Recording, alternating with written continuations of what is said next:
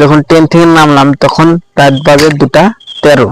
যাওয়ার যেহেতু বড়নাগাদ ছাড়বো, সেই সময়টা আমরা ফাঁকা স্টেশনে অল্প টাইম আড্ডা দিলাম।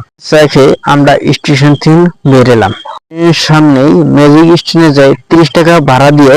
ম্যাজিকে 30 টাকা ভাড়া দিয়ে 15 মিনিটে পৌঁছে গেলাম এনসিপি বাস স্ট্যান্ড। পৌঁছে কিছু টাইম অপেক্ষা করতে হলো। দার্জিলিং যাওয়ার প্রথম বাস ছাড়বো 5:30টায়। 8 ঘন্টা পর পর চলে। ভোর 5টায় টিকিট কাউন্টার থেকে দার্জিলিং যাওয়ার টিকিট সংগ্রহ করলো 105 টাকা করে।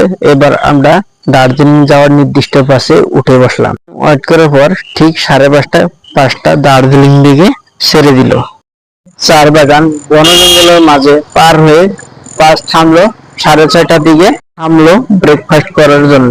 এটা পর্যন্ত ঘুম আর দার্জিলিং স্টেশন পিছনে ফেলে আমরা অন্য একটা স্টেশনে পৌঁছে গেলাম। অবস্থা থেকে